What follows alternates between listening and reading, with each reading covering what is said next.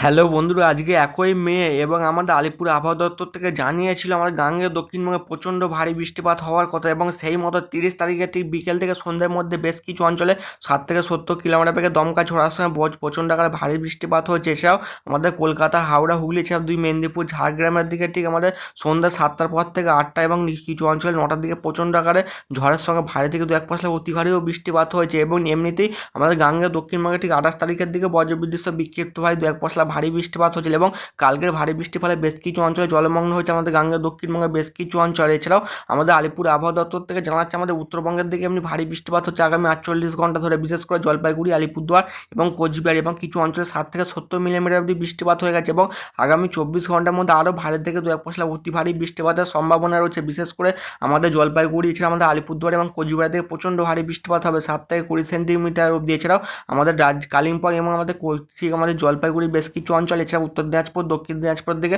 শুধু ভারী বৃষ্টিপাত হতে পারে এবং সমগ্র উত্তরবঙ্গ জুড়ে 40 থেকে 50 এবং কিছু অঞ্চলে 60 কিলোমিটার বেগে দমকা ছোটা বইতে পারে এবং কিছু অঞ্চলে পাহাড়ের ভূমিধসেরও ঘটনা ঘটতে পারে এবং প্রচণ্ড বৃষ্টির কারণে বেশ কিছু অঞ্চলে জলমগ্ন হতে পারে এবং নদীগুলি পুরো ফুসে ফেপে উঠেছে প্রচণ্ড বৃষ্টির কারণে। এছাড়াও আমাদের আলিপুর আবহাওয়া দপ্তর থেকে জানাচ্ছে আমাদের পূর্ব রাজ্যের দিকেও প্রচণ্ড দুর্যোগের মুখে পড়ার সম্ভাবনা রয়েছে আগামী 4 থেকে 5 দিনে এবং আমাদের পূর্ব রাজ্যের দিকে প্রচণ্ড আকারে বৃষ্টিপাত হচ্ছে আগামী 3 থেকে 4 দিন ধরে এবং আরও বৃষ্টির পরিমাণ বাড়ার সম্ভাবনা রয়েছে। বিশেষ করে আগামী 24 ঘন্টার মধ্যে এদিকে আমাদের অরুণাচল প্রদেশ, আসাম, মেঘালয়, নাগাল্যান্ড, মণিপুর, মিজোরামের দিকে ভারী থেকে 2-1 পশলা অতি ভারী বৃষ্টির সঙ্গে 40 থেকে 50 কিলোমিটার বেগে দমকা ছোড়া বইতে পারে। শুধু আসামে এবং মেঘালয়ের দিকে বজ্রবিদ্যুৎ সহ ভারী বৃষ্টিপাত হতে পারে এবং সঙ্গে 40 থেকে 50 কিলোমিটার বেগে দমকা ছোড়া বইতে পারে। এছাড়া আমাদের আলিপুর আবহাওয়া দপ্তর থেকে জানা যায় ঠিক আমাদের গাঙ্গেয় দক্ষিণবঙ্গের উপকূল বরাবর এবং আমাদের ঠিক উত্তর পূর্ব বাংলাদেশের উপর দিকে নিম্নচাপ অক্ষরেখা রয়েছে এবং এই নিম্নচাপ অক্ষরেখা এবং আরেকটি নিম্নচাপ অক্ষরেখা রয়েছে ঠিক আমাদের উত্তরপ্রদেশের উপর দিয়ে ঠিক আমাদের ছত্তিশগড়ের উপর দিয়ে ঠিক আমাদের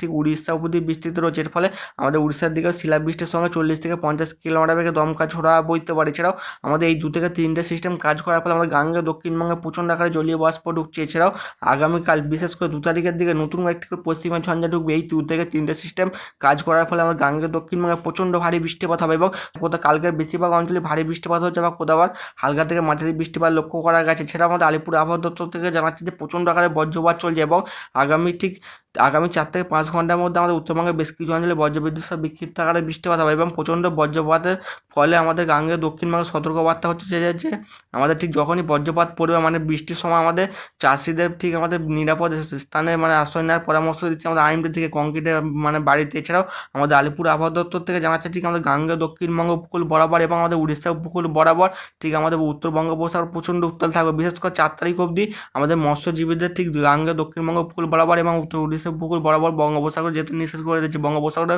40 থেকে 50 সর্বোচ্চ 60 কিলোমিটার বেগে দমকা ছোড়া বইতে পারে। এছাড়াও আমাদের আইএমডি থেকে জানাচ্ছে যে আগামী 24 ঘন্টার মধ্যে ঠিক আমাদের গরম এবং আর্দ্রতাজনিত অস্বস্তিকর পরিবেশ থাকবে অন্ধ্রপ্রদেশ, উড়িষ্যার বেশ কিছু অঞ্চল, তামিলনাড়ু, পুদুচেরি এবং করাইকলের বেশ কিছু অঞ্চল। এছাড়াও আমাদের তামিলনাড়ু এবং কর্ণাটকের দিকে বজ্রবিদ্যুৎ সহ ভারী বৃষ্টির সঙ্গে 40 থেকে 50 কিলোমিটার বেগে দমকা ছোড়া বইতে পারে। এছাড়াও সিকিমের দিকেও বজ্রবিদ্যুৎ সহ বিক্ষিপ্ত ভারী বৃষ্টিপাতের সম্ভাবনা রয়েছে। এছাড়াও আমাদের বাংলাদেশের দিকে প্রচণ্ড ঝড় বৃষ্টিপাত চলছে আগামী 4 থেকে 5 দিন এবং বেশ কিছু অঞ্চলে বন্যার সৃষ্টি হচ্ছে। এছাড়াও আগামী 24 ঘন্টার মধ্যে আরও বৃষ্টির পরিমাণ বাড়ার সম্ভাবনা রয়েছে।